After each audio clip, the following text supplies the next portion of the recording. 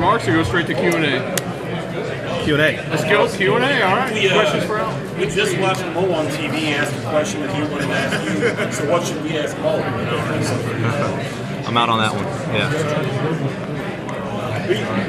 We have obviously heard a lot from him about what the direction's going to look like. Yeah. And all that. What does it look like practically for you? How does that affect you? There's been a lot of just communication, collaboration with everything from the hiring of Surf to the coordinator position and going through some of the questionnaires and just understanding just the infrastructure for how all of this will go down.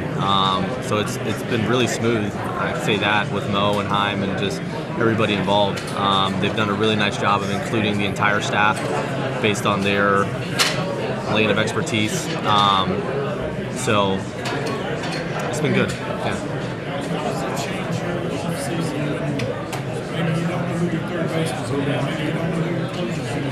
You just continue to operate, honestly, as if they're going to be until they're not, right? And those guys are doing a really nice job of that. I mean, speaking to Nolan, he's in a good spot, man. He's doing what he does best, and he's working hard to make sure he has a good season. So you just continue to operate that way. But it's been, I'll tell you this, man, this offseason's been good with, you look at the two hires in John Jay and Brownie, those two guys have done an incredible job in the short amount of time that they've been here in their communication with our players. And you look at Brownie, spending time with Gorman in Arizona, flying down to Jupiter and spending time with Jordan over the last week, and Siani and some of those other guys, some of the adjustments with Victor Scott. He's been able to hit with Nolan Arenado as well out in Arizona. And then John Jay going down and flying down to Jupiter and spending time with Walker and Vic and those guys. Like, it's been awesome, man. It's needed. And there's a lot of buy-in right now as to the direction that we're headed. Yeah. Ollie, you've had, since you've been manager, you've had a pretty bottom line metric for judging the Cardinals on a World Series. How does that change this year? How should this team be judged? What metric are you going to use? If it's not win-loss, it's not where it is in October, what are you going to do? I will say the mindset is still winning baseball. Like, you talk to any of our players, had a recent conversation with Donovan and Wynn and those guys, like, they're hungry to win.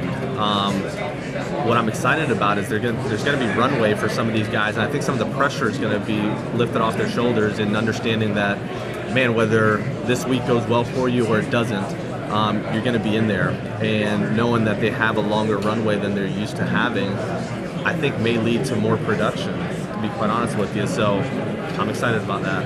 Is there anything that sounds like almost like a hindsight type of metric where you know it worked in future years of success? Misunderstanding? What do you mean? Like, they hit the runway right to kind of find out what they're capable of. Yeah. That's something you really appreciate the next season or down the road. Well, I think we could say that, yeah, like, if I were to sit here and ask you, like, what is Herrera, I think we would all have varying responses, and that's the whole point of it. Like, at the end of this year, we'll know what we have in a Herrera, in Jordan Walker, Newport. Like, you go down the list and just get them at bats, let them pitch, let them play, and there's more clarity as to what we have on our hands rather than guessing. So that's a big part of kind of how we'll measure this as well. What's a successful year? For me, it's still winning baseball. Like, our guys we're going to continue to instill that. I think that's what we've always done. You go into the year with that expectation. That part doesn't change for me. I can tell you, in speaking to our guys, it doesn't change for them. They're not going into this year just looking at developing. Sure, our approach will signal towards that more than anything, as far as when we talk about runway and letting guys play. But the mentality remains the same in wanting to compete at an extremely high level. Now, talk about the reset period. I think a common misconception is the Cardinals are resetting, but they're not tearing down and tearing this roster to studs. But there is a degree where you're less aggressive in terms of pursuing maybe free agency, right? Why is it important to know what you have in your this season? The amount of young guys that we have, right? You look at our catching situation, with Contreras moving over to playing some first and DHing, you have 2 young catchers. You have a combination of Burleson and Contreras at first. You have Donnie, you have Gorman, you have Newt, you have Vic, you have Siani, you have Walker, you have Mason. Like you have a ton of young dudes, so it's the right time in allowing them to have that runway to figure out what you have, right? And then there is the other side of it of understanding what the long term looks like based on what you have in the minor leagues and how the infrastructure is being set up in order to produce more guys that can help us at the big league level. So when you look at beefing up that staff down there and adding coordinators and just collaborating to the degree that we have over, like that's helpful. So I think it's the right time to do it based on a couple of different things, those being 2. How involved have you been with I know we talked a lot about player development over the offseason, but with the additions of the coordinator staff, how involved have you been with that, just knowing your background? Yeah, so Mo and Heim and that whole group, they've been really, inclusive.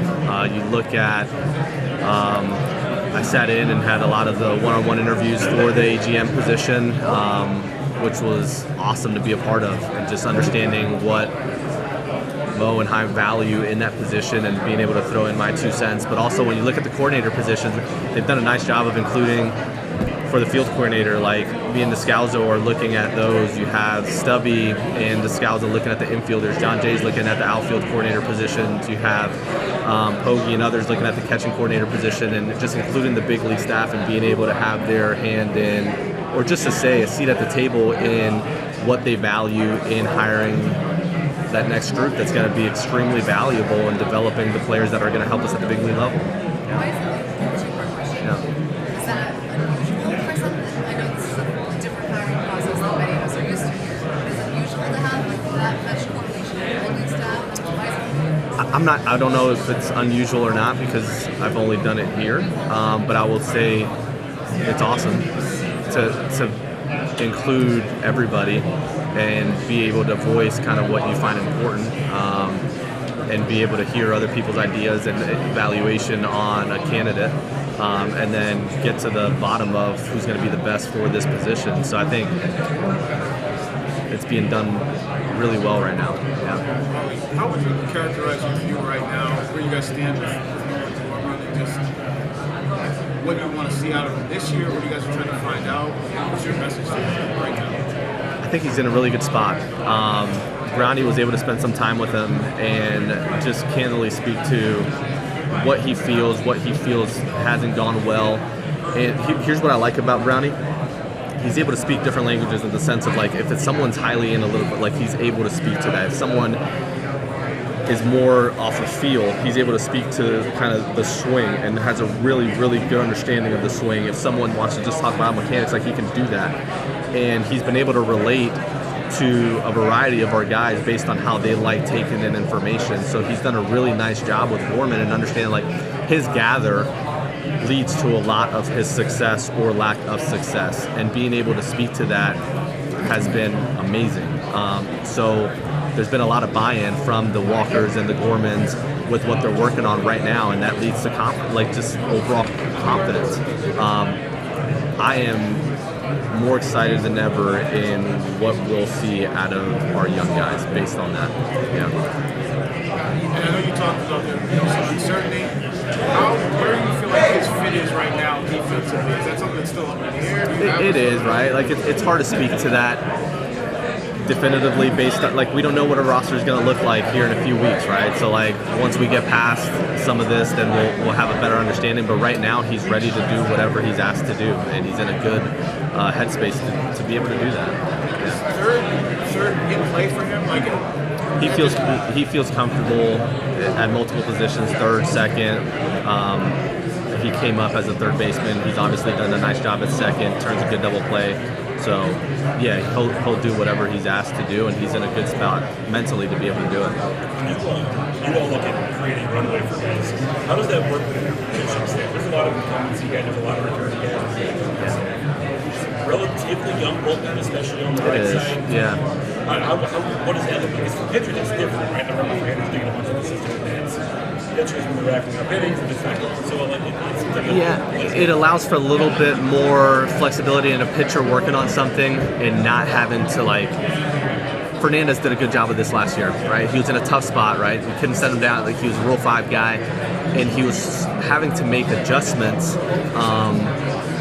in the moment in high leverage situations, and he did a really nice job of that. That's not the norm. Some guys aren't able to do that. He did it really well, but when you look at what Dusty and his staff has done with our pitching, like I feel like there's been a lot of adjustments on the fly at the highest level that have gone our way. You look at Libby, you look at what some of those guys have done. It's been productive. We'll continue to do that. like Roy Croft, Riley, or those guys that are have to work through that kind of stuff. No doubt. And you have some high-end arms in both of those guys with some real stuff. We're going to have to work through some highs and some lows. We're okay with that. But what could come out of a Roy Croft reaching his potential and a Riley, it's a big deal. It really is.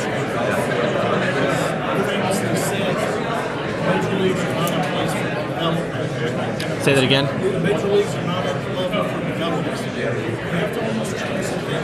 That's changed. I mean, guys are getting up there younger and younger, and there's a ton of development. You look at our staff, and it's I give our staff a lot of credit, man. It's a lot of guys that spend time in the minor leagues that value development. It's in their DNA to do exactly that, to teach. You look at Pop, you look at Stubby. There's a track record for doing those things. So development takes place at the big league level, and there's going to be a lot of it moving forward. Yeah.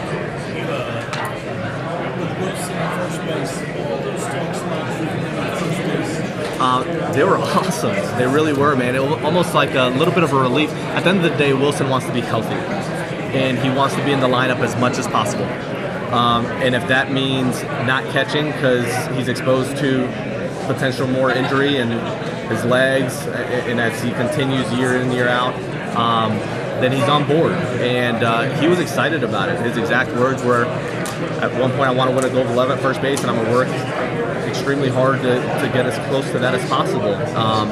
But he's excited about being in the lineup every day, and that's what we want for him as well. His combination of working with Stubby, and he's going to work with Jose Oquendo starting here in a week or two down in Jupiter.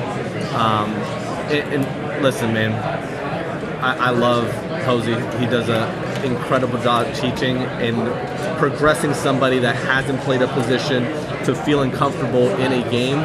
He does that as good as anybody. So I think we have the right people in place to get Wilson comfortable. Yeah. Yeah, he'll spend time down there. Yeah. I'm not sure what you mean by that. I don't know what you mean by that.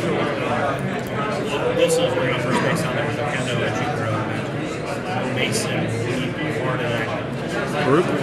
Yeah, he'll be down there for us. Wilson's adjusting first base on Mason, essentially. Is that concerned in the offseason? No doubt. There's a small group down there that'll all work, and Brownie will pop in from time to time. Cheo's obviously down there, and he'll do a lot of the work defensively. Stubby will pop down for a couple weeks at a time as well. So I think we have the right pieces in play to make sure that guys are ready. Yeah. Did you say that he already started working with Stubby down there? He has not. No, that'll start now. Did not. No.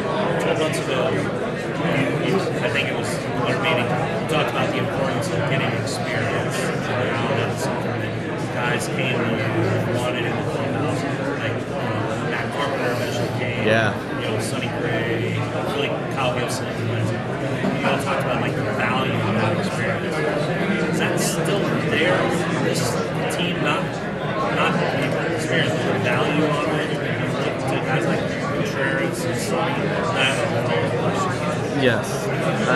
I mean, you just said it. I think when you can sense the transition years of needing that in order to culturally instill certain things and be able to reiterate certain messages coming from the players and not just the staff.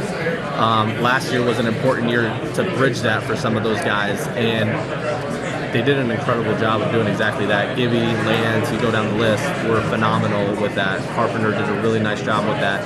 And it allows exposure to what that looks like in order for them to now carry it on and do it in their own way, right? Like Mason's his own guy, like Jordan's his own guy, like Sonny does things a certain way, so they'll add their twist to what it's supposed to look like, but bridging that last year was important. Okay? Because that's part of having that experience in place is part of development. But experience like that can aid development for the young guys. Like, Yeah. we're talking about coaching, we're talking about A good example, a good example would be Palante and Livy. Like, man, they gleaned so much from a Lance Lynn and a Gibby and a Sonny. Like, you needed that. And now he's in a much better place mentally, just kind of how to handle failure. He's in a better spot to attack this year, even with those guys not in the clubhouse.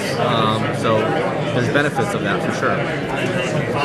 What's the conversation been like with Nolan Arenado in that regard? Obviously, we all know maybe with you or not. Sure.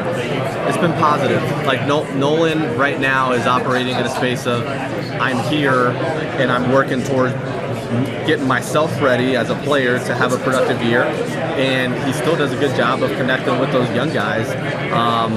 So until that's not the case, if that's what comes out of this, then he's going to operate the way he's operating right now until he no longer has to. Yeah. Do you feel like he's seeing the Cardinals in that way? Is that He always has, and if there's a time where that's not the case, then it's part of the business. But until that happens, he is a Cardinal, and he's investing in Cardinals. Yeah, even Brownie spending time with him, man. Like those conversations were like very, very productive, and him being able to say, "Here's what happened last year." Personally, but also as a team, here's what I'd like to see more of, and just the interaction, the back and forth, and getting the kind of recap from Brownie, like it's been productive, man. It really has. positive moving? Would you like to have him stick around? What you describe? Dude, like you know what my answer is. Yeah. So Because it sounds like what you're describing there, you can see the placement. yeah, but there's big picture in all of this, so we'll see how it plays out. All right, we're telling us our time is up. We can move over here and Great.